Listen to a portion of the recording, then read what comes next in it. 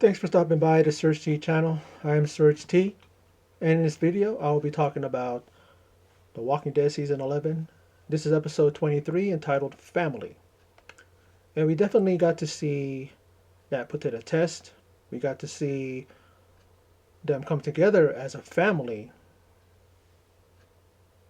especially in the moments where they're pretty much looking at death from all sides and all angles, whether it be from the humans or the walkers. We got to see a possible two deaths in this with major characters, one being Lydia and the other one being Judith. Lydia got bit. They did an errand on her and cut off the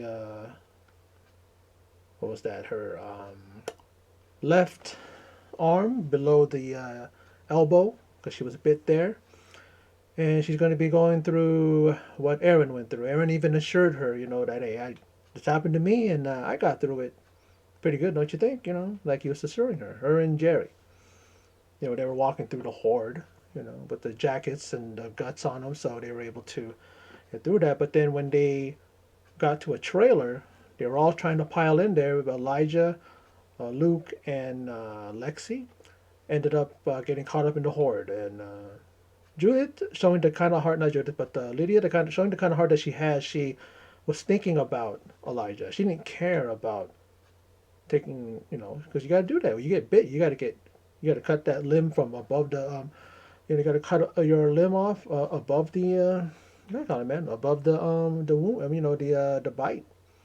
You can stave off the infection that way. And she was thinking about Elijah, but she had to get calmed down. Jerry's there, calmed her down. Said, "Dude, man, you got to stop this. We got to take care of this. We'll find him." And then Jerry ends up being the one that after it happens, she lost a pretty good amount of blood.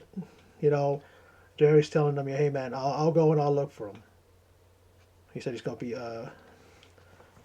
what do you say, a piece of cobbler instead of a piece of cake, right? And then he just slips out there, you know, undetected because of course he has the jacket on with the guts on it, with the Walker guts. So he goes out there and wonder if he's going to find them.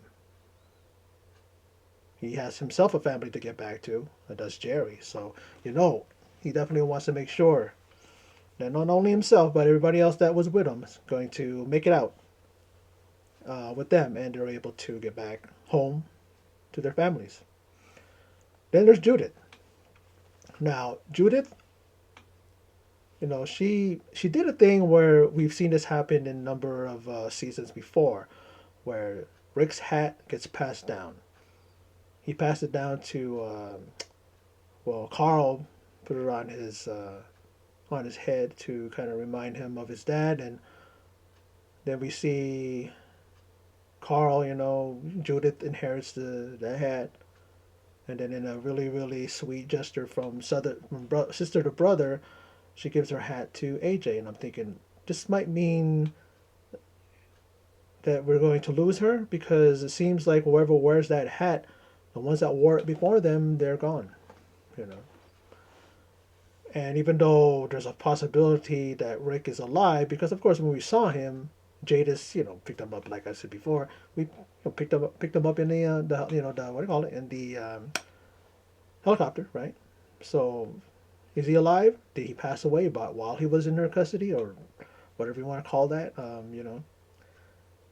So they're in a shootout in a train station.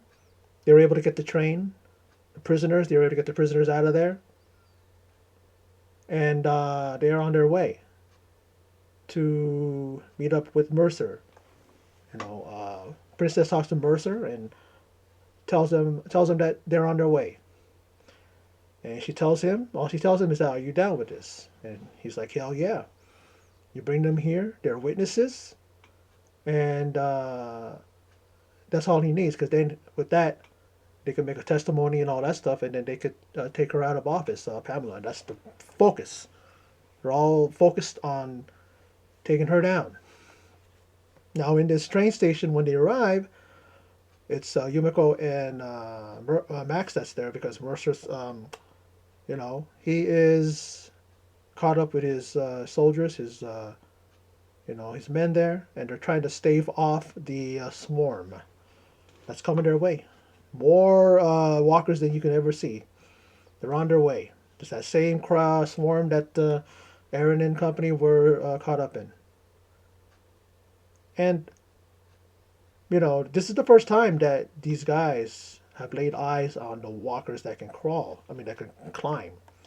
One of the soldiers sees that while he's on top of that tower, that watchtower there. He's able to take that one out, but then another one, without him, but unbeknownst to him, crawls up behind him and walker food.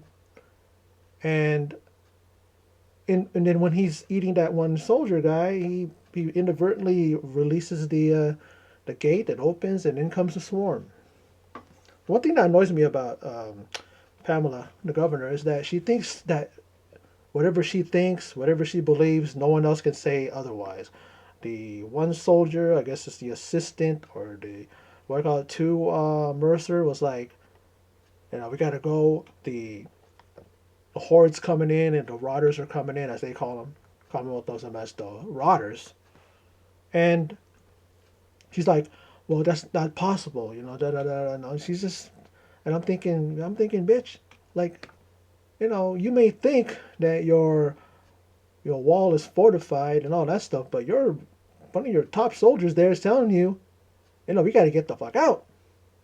We got to go. And then what she was all concerned with is protecting her estate, her home, the governor home, whatever you want to call it, and diverting the horde to the lower, section. I mean, whatever she called that. And that's where a lot of the citizens of Commonwealth are. And she didn't care. She didn't care.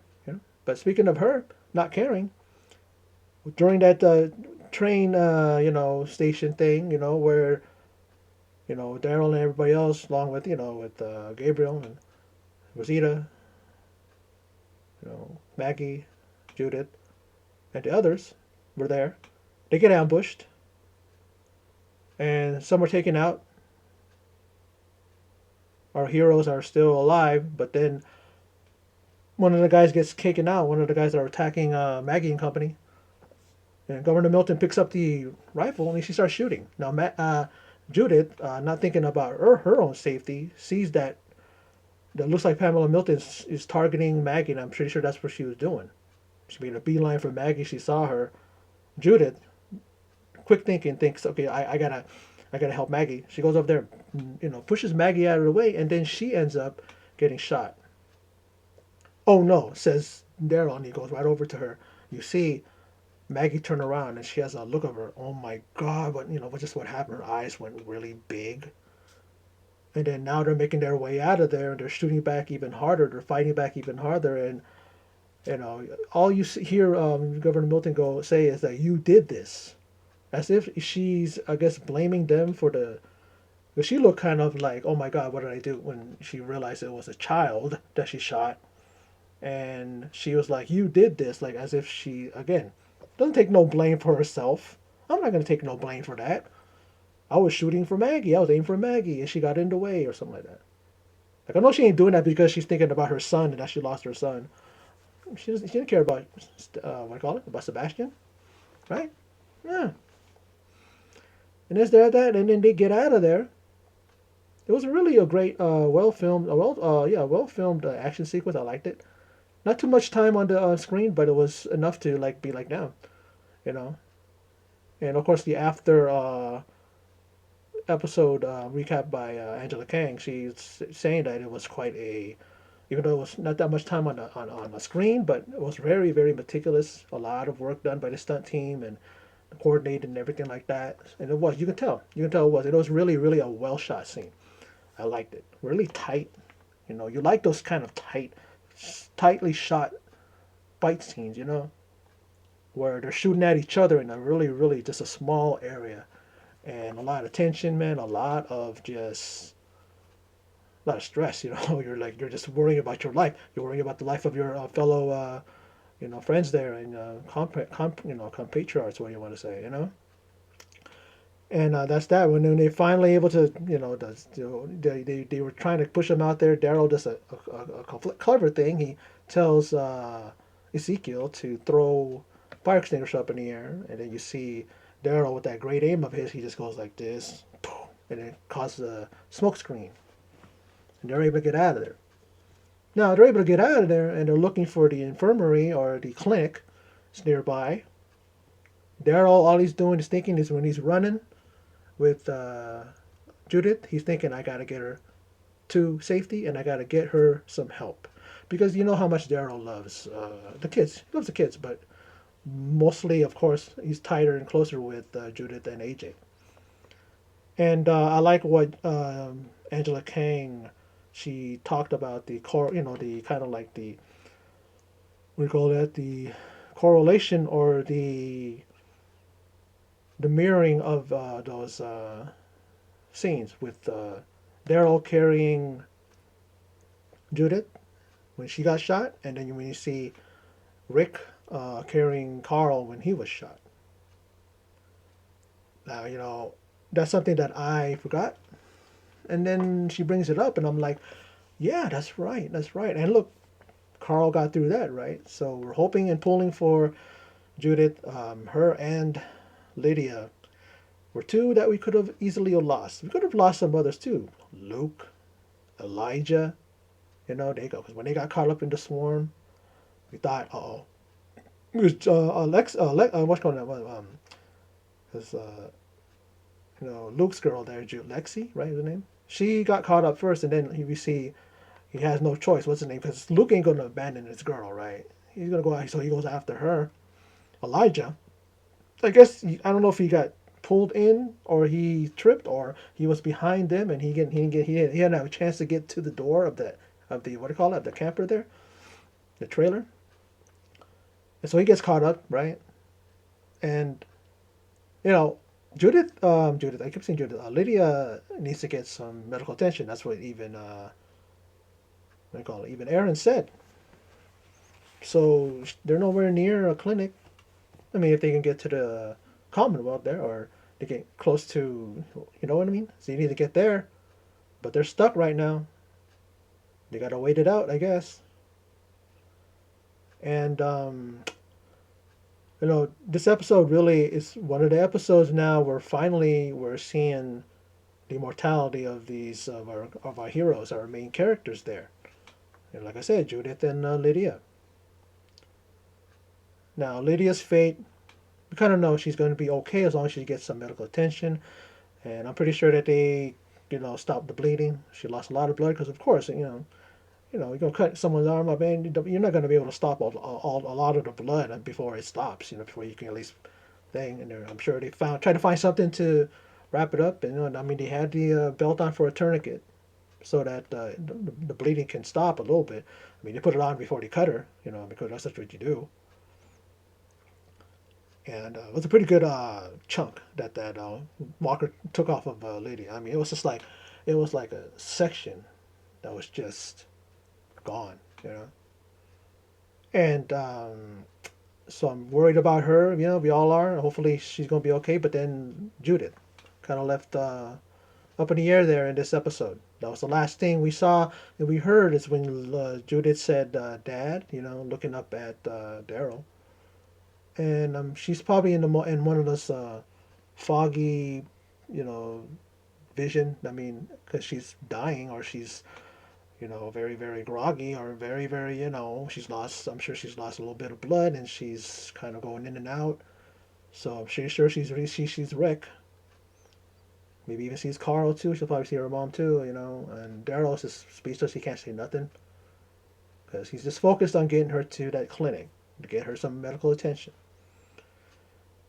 This episode, because like every episode, of course, I kind of felt like I was a little bit I was a little bit easy. I was easy. I was at ease. I'm like going, okay, I'm just watching. And then when I'm not even prepared, oh, there goes Lydia getting bit. And then there's Judith getting shot.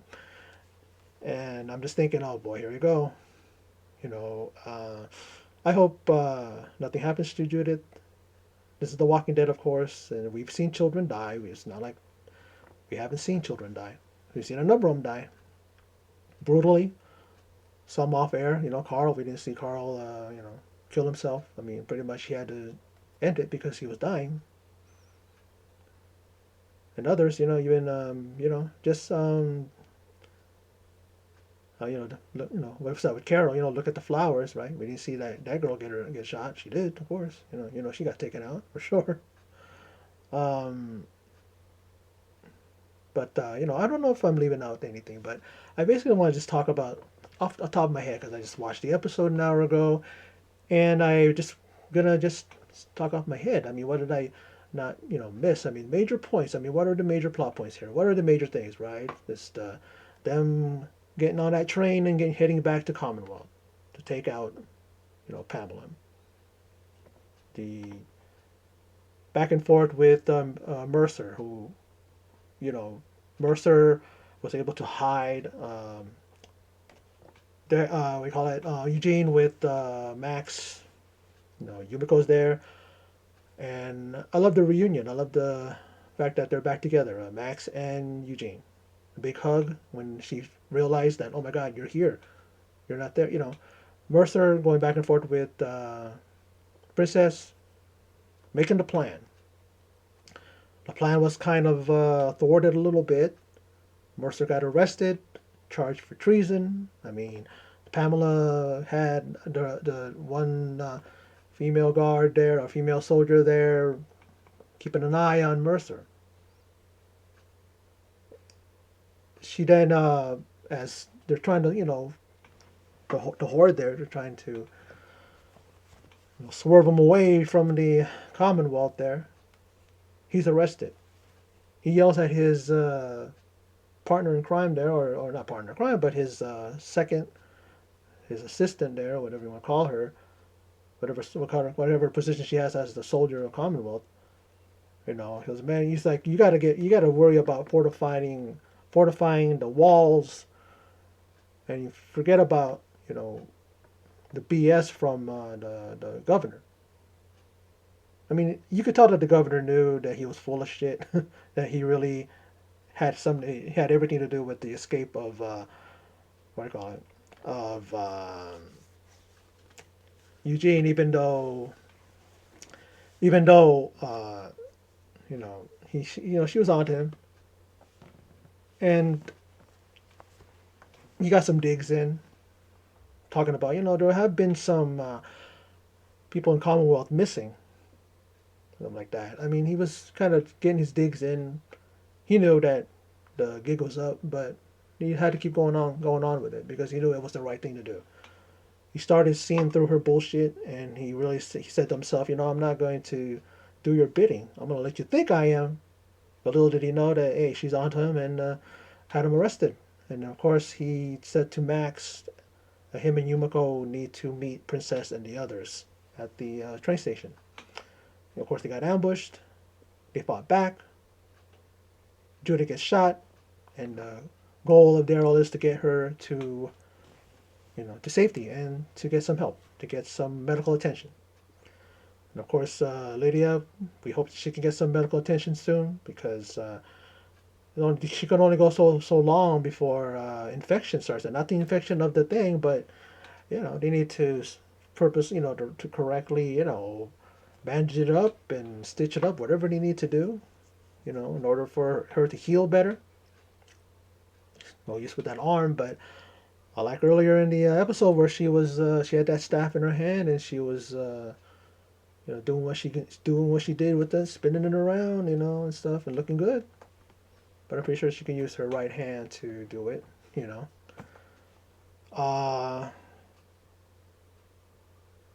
but I like this episode. Very hard hitting episode. The fact that these guys are in the home stretch when it comes to this series next week. Well, I got one more episode left. The finale, series finale. We saw a preview. We see that Daryl does and company do make it to a clinic. He yells out, "Help!" And we'll see what that. Trying to remember everything else that I saw in that preview. That's the only thing that sticks out in my head.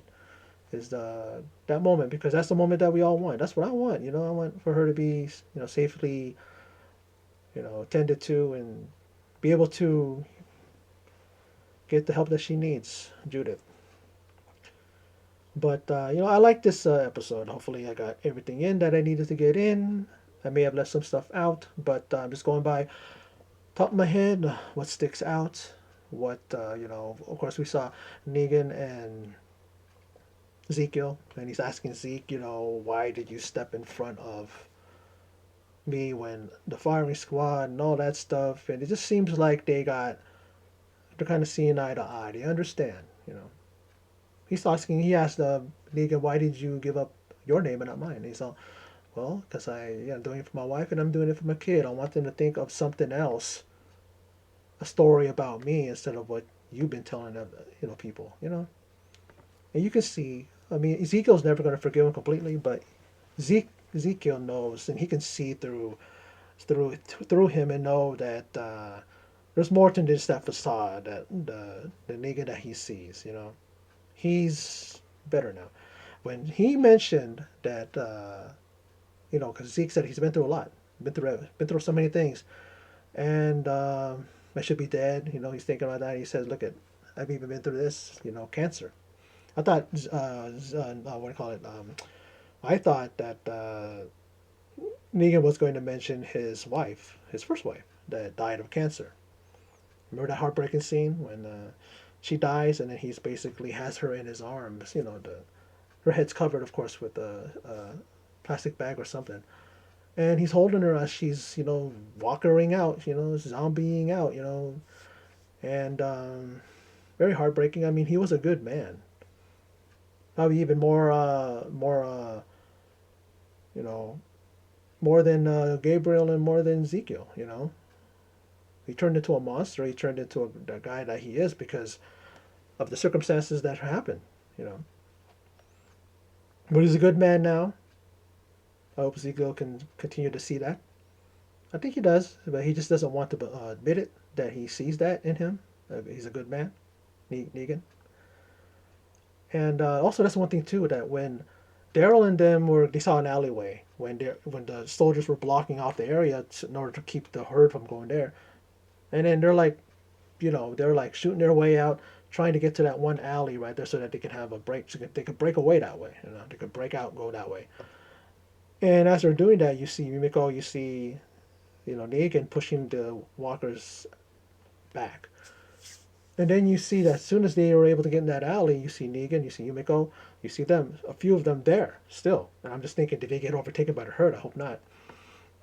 But then again, it's not in my head. Negan is actually going to be in one of the spin-offs, so he's not. But I like the writing. A lot of people are going to say, and I've read some things that people go, well, we're not going to really, maybe you should have told us about the spin-offs afterwards. But I like when things are well written, well shot, well filmed, all that good stuff. And it makes you, even though you know that some of these characters will not die, but it's just like you still feel like they're gonna die, because that's good writing. That's good way of storytelling. That even though it's like when I went to go watch Titanic when it came out in '97. Was that '97, right? And I had a friend of mine who was with me, and he said that I wasn't crying at the end. I wasn't sad or anything, because I knew that the ship was gonna sink. And I'm like this, yeah, but it's like it's still. What about the movie? How the movie was? Yeah, we know that. We know that happens. You know what I mean? We know it happens. We know that the ship eventually sinks. But how did the movie? How was it filmed? How was the acting? How was the story told? Going from we're seeing it from the side of Jack and Rose, right? So it's from their perspective. You know, and that's the thing, though.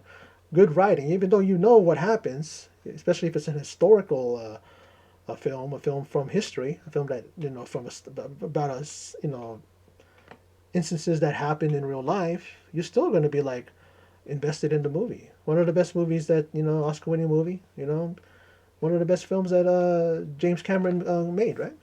And then here, same thing. A lot of great writing, great acting.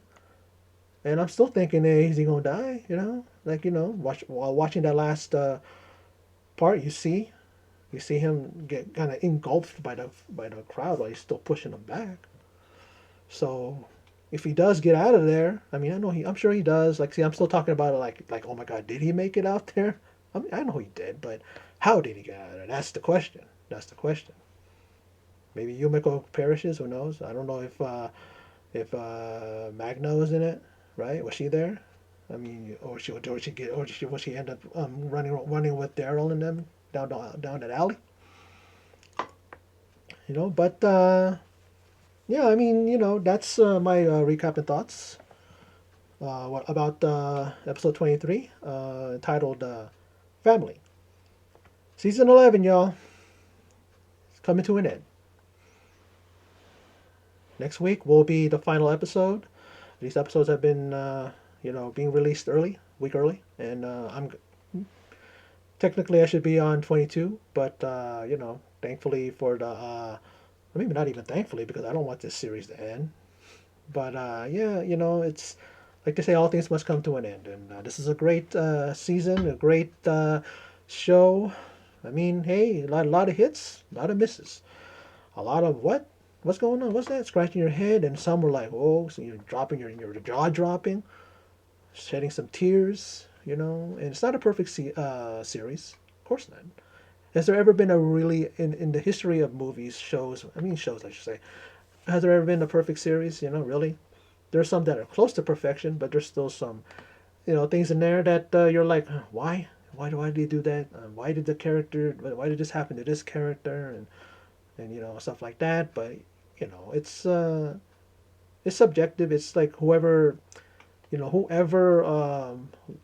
likes it, that's fine. If you don't like it, oh, that's understandable. I understand why people didn't like the whole series. They dropped it after season 5. Like they're like, oh, I've never watched that since season 5. People are saying, but I've been faithful. I've watched it since season 1, and a lot of changes. But like I said in my last recap